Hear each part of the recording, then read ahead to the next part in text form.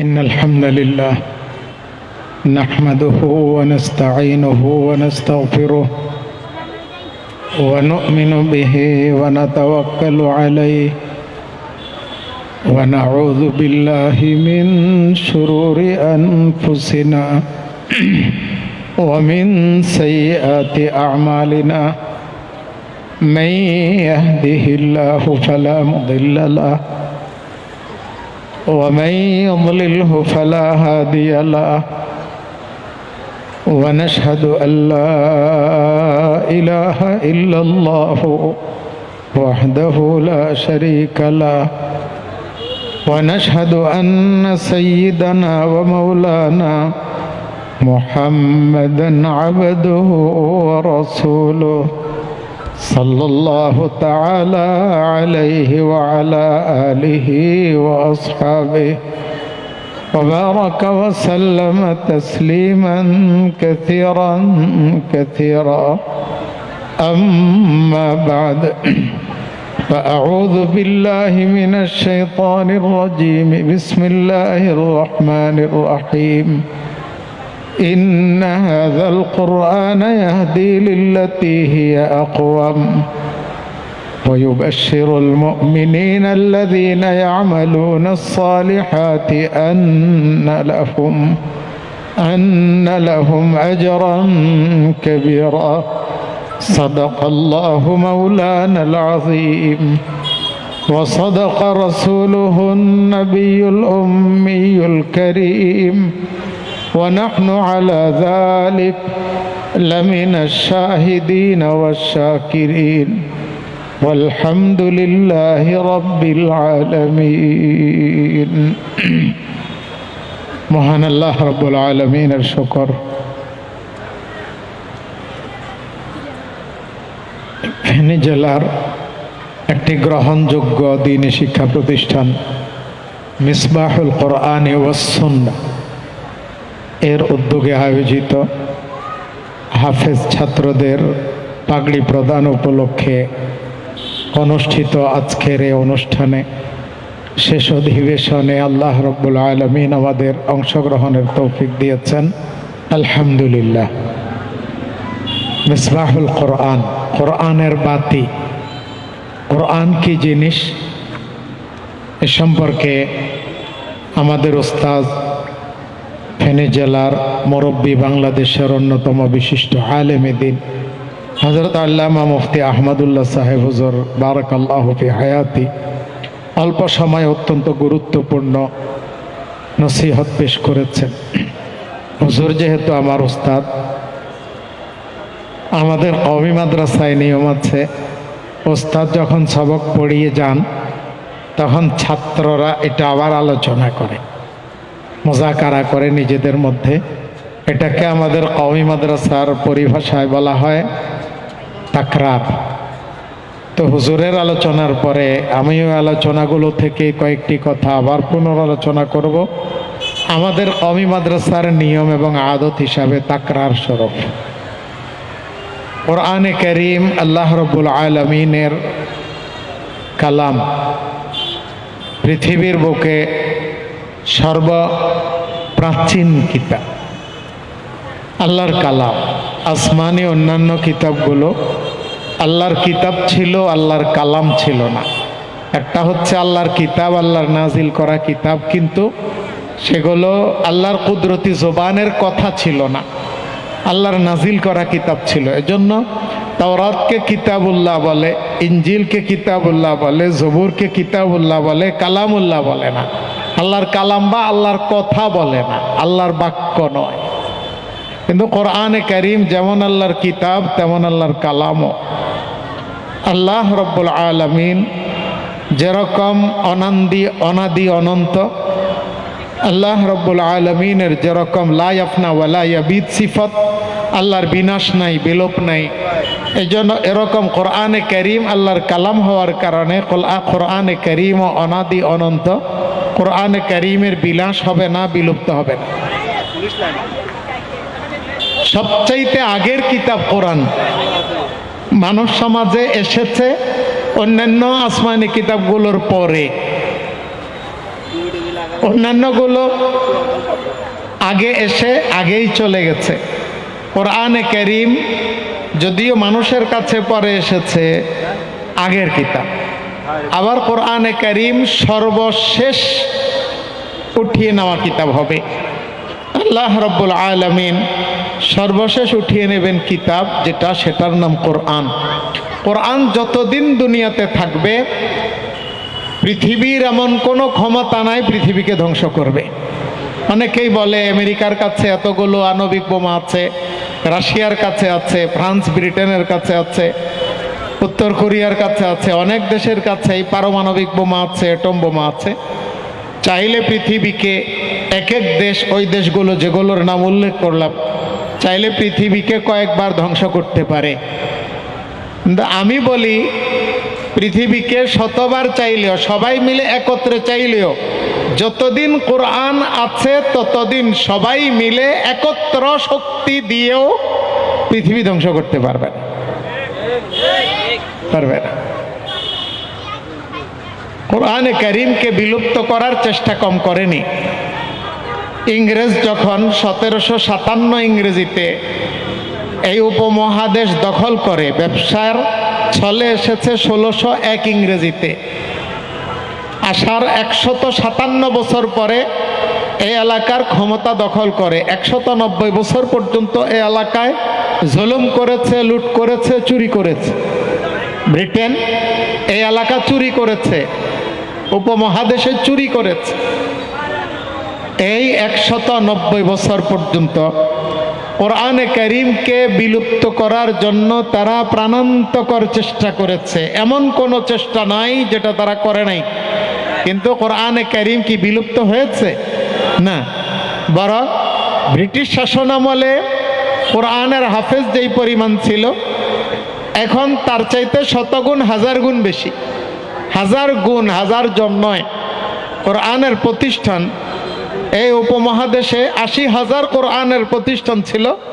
তারা কোরআনের প্রতিষ্ঠান সবগুলোকে এক অর্ডিন্যান্স বলে নিষিদ্ধ করে দিয়েছে। প্রতিষ্ঠান নিষিদ্ধ হয়েছে কিন্তু কোরআনকে বিলুপ্ত করতে পারেনি। লক্ষ লক্ষ কোরআনে কারীমের কপি বাজেয়াপ্ত করে আগুনে পুড়ে ফেলেছে, কিন্তু কোরআনে কারীমকে বিলুপ্ত করতে পারেনি। কোরআনে কারীমের কপি পুড়তে পারে, মানুষের দিল থেকে এই যে ছোট ছোট বাচ্চার দিলের মধ্যে 30 পারা কোরআন সংরক্ষিত আছে, এটা তো কোনো রকম বিলুপ্ত করা সম্ভব না, বিলুপ্ত করতে পারেও নি।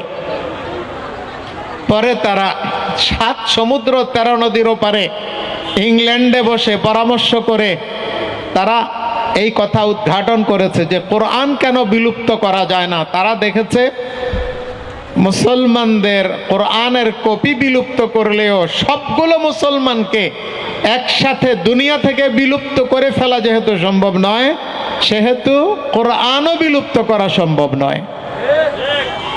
মুসলমান এক এলাকার মুসলমানকে মারবে তো আরেক এলাকার মুসলমান জিন্দা হবে, আরেক এলাকার মুসলমান মারবে তো আরেক এলাকার মুসলমান জিন্দা হবে। পরে তারা সিদ্ধান্ত করলো যে এই উপমহাদেশে আমরা যেহেতু কোরআনকে বিলুপ্ত করতে পারবো না, সব মানুষকে মেরে ও সব মুসলমানকে মেরেও ফেলতে পারবো না, সুতরাং তাদের বিরুদ্ধে কিছু দালাল ঢুকিয়ে দেয়। মুসলমান মুসলমান পারস্পরিক ঝগড়া করবে, দ্বন্দ্ব করবে, মারামারি হানাহানি কাটাকাটি করবে, ধর্মীয় কিছু বাতিল মত বাতিল আকীদা ঢুকিয়ে দেয়। এগুলোর আলোকে তারা ঝগড়া করবে, ফাসাদ করবে, এই ফাঁকে আমরা তাদেরকে শাসন করব আর শাসনের ছদ্মাবরণে আমরা শোষণ করব। এই সিদ্ধান্ত মোতাবেক এই উপমহাদেশে তারা কাদিয়ানীদেরকে আবিষ্কার করেছে। ভারতের গুরুদাসপুর জেলার কাদিয়াননগর নামক এলাকার মির্জা গোলাম আহমদ কাদিয়ানীকে টাকা পয়সা দিয়ে তারা এই কথার উপর রাজি করেছে যে তুমি নবুয়তের দাবি করো, তুমি নিজেকে নবী বলে দাবি করো, যত অর্থ লাগে, অস্ত্র লাগে, যত রকমের যত রসদপত্র লাগে আমরা সাপ্লাই দেব, তুমি শুধু দাবি করো। তো সে দাবি করেছে। সে আবার একদিকে মেধাবী ছিল আর একদিকে একটু আধা পাগল টাইপের ছিল। মির্জা গোলাম আহমদ কাদিয়ানী মেধাও ছিল, কিছু মানুষ আছে না মেধাবী কিন্তু আধা পাগল, ইংরেজিতেও বক্তৃতা দেয় অনেক পাগলেরা আছে না?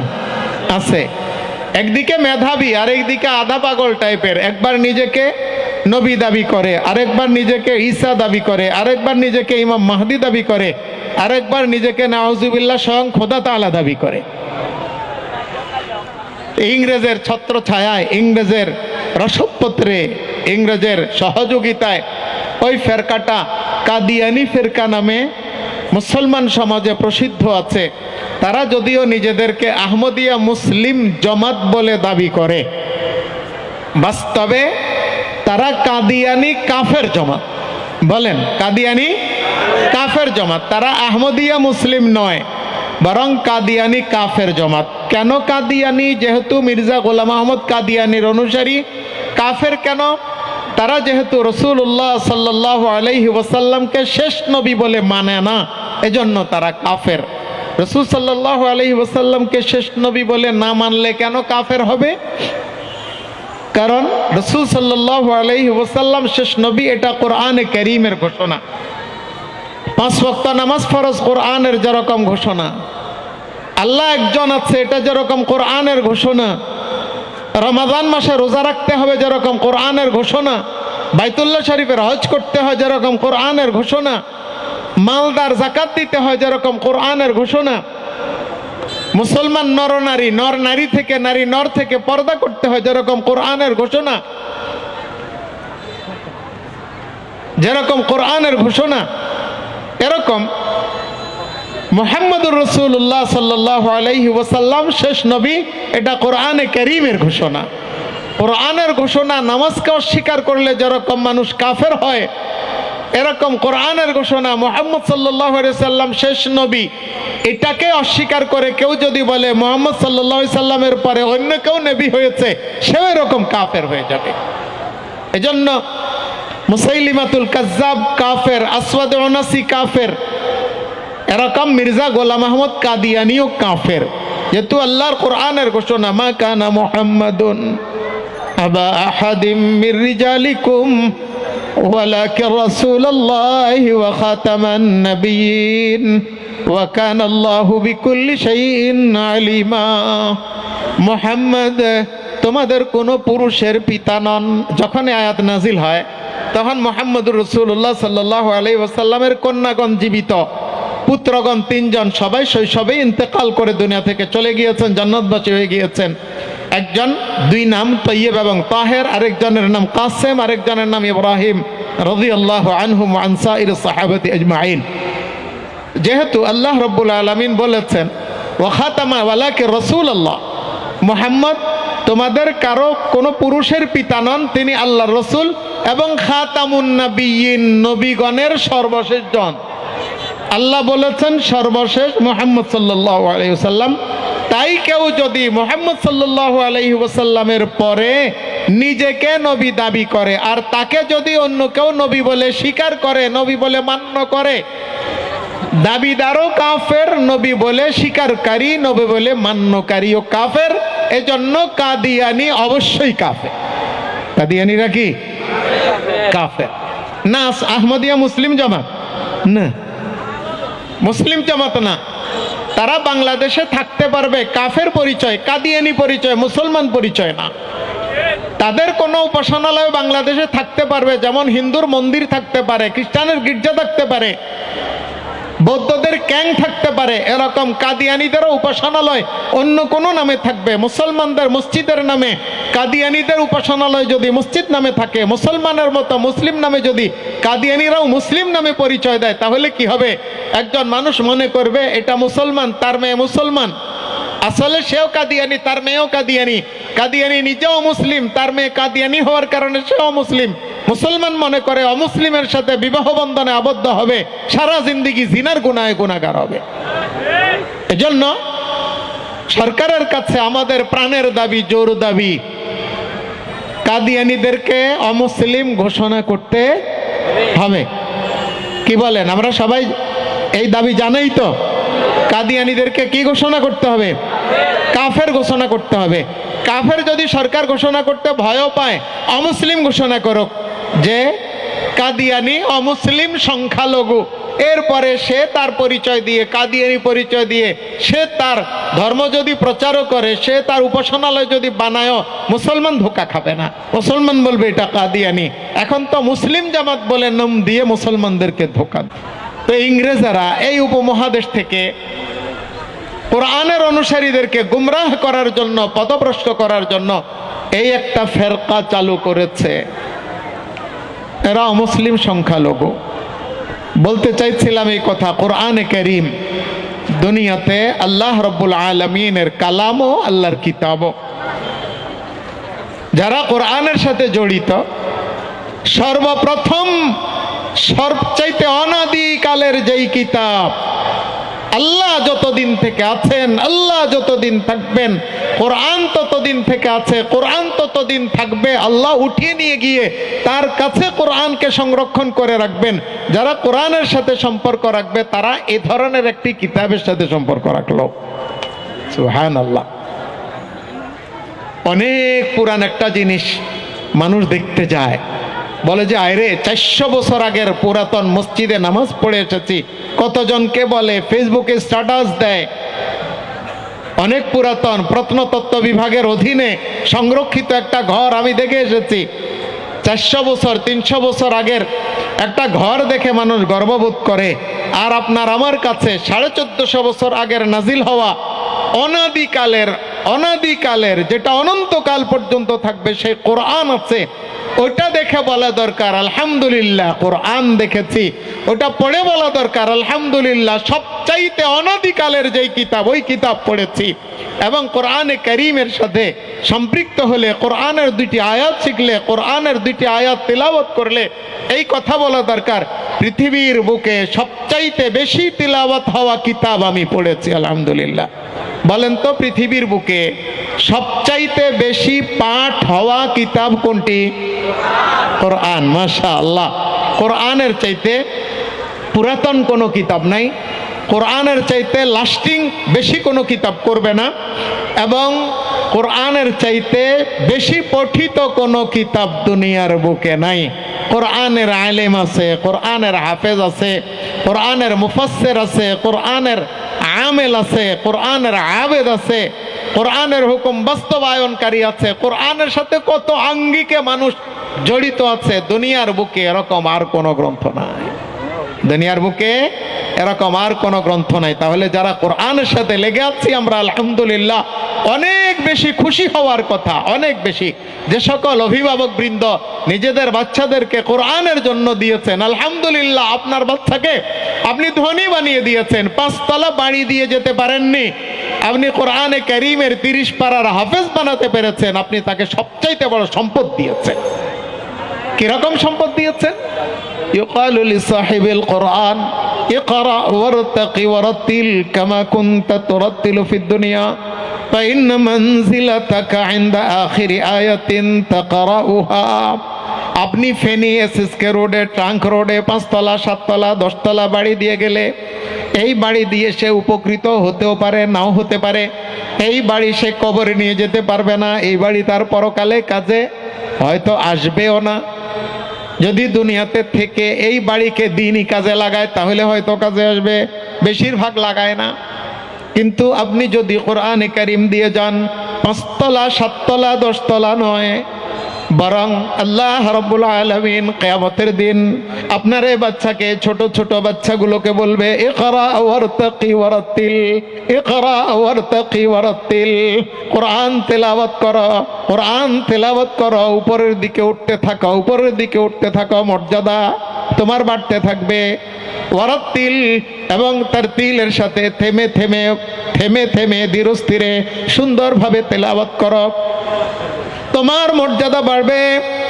আজকে তুমি তেলাওয়াত করো, 1 আয়াত তেলাওয়াত করবে, তোমার মর্যাদা 1 তলা বেড়ে যাবে। এভাবে কোরআনে কারীমের প্রসিদ্ধ বর্ণনা মতে 6666 আয়াত কোরআনে কারীমের তেলাওয়াত করতে করতে 6666 আয়াত তেলাওয়াত করবে। আর তোমার মর্তবা, তোমার শান, তোমার মান, তোমার মর্যাদা পরকালে 6666 তলা পর্যন্ত উপরে উঠে যাবে। সুবহানাল্লাহ। পৃথিবীতে কি এত উঁচা বিল্ডিং আছে নি রে বা? নাই। পৃথিবীতে বিল্ডিং তৈরি হলে ইট পাথরের তৈরি হয়, জান্নাতে যেটা দিবে এত উঁচু তলা বিশিষ্ট, সেটার প্রত্যেকটা ইট একটা স্বর্ণের আর একটা রূপার। সুবহানাল্লাহ। পৃথিবীতে ইটের সাথে ইট, পাথরের সাথে পাথর গাঁথে, সিমেন্ট দিয়ে বালু দিয়ে, সেখানে জান্নাতে যেই ঘরগুলো এই কোরআনের হাফেজদের জন্য আল্লাহ বানিয়ে রাখবেন, সেগুলোর স্বর্ণের ইটকে রূপার ইটের সাথে গাঁথুনি দিবেন মিশক আম্বরের গাড়া এবং মশলা দিয়ে। সুবহানাল্লাহ, সুবহানাল্লাহ। তাহলে যারা এই মাদ্রাসায় আরো কোনো মাদ্রাসায় নিজের বাচ্চাকে দিয়েছেন, অনেকে হাফেজ বানানোর পরে আর মাদ্রাসার লাইনে রাখে না, লাইনটা চিনে না। এর অর্থ হচ্ছে কোরআনের লাইনটা তার যেন ঠকার লাইন হয়ে গেছে, কোরআনের লাইনে দিয়ে পরে আবার অন্যদিকে নিয়ে যায়। এটা আসলে লসের বিষয়। আল্লাহ রাব্বুল আলামিন যাদেরকে কোরআনের সাথে লাগার তৌফিক দিয়েছেন, আজীবন যেন কোরআনের সাথে লেগে থেকে কিয়ামতের মাঠে সেই বিশাল মর্যাদার অধিকারী হতে পারে, আল্লাহ সবাইকে সেই তৌফিক দান করেন। ওয়া আখিরু দাওয়ানা আনিল হামদুলিল্লাহি রাব্বিল আলামিন। আসসালামু আলাইকুম ওয়া রাহমাতুল্লাহি তাআলা ওয়া বারাকাতুহু।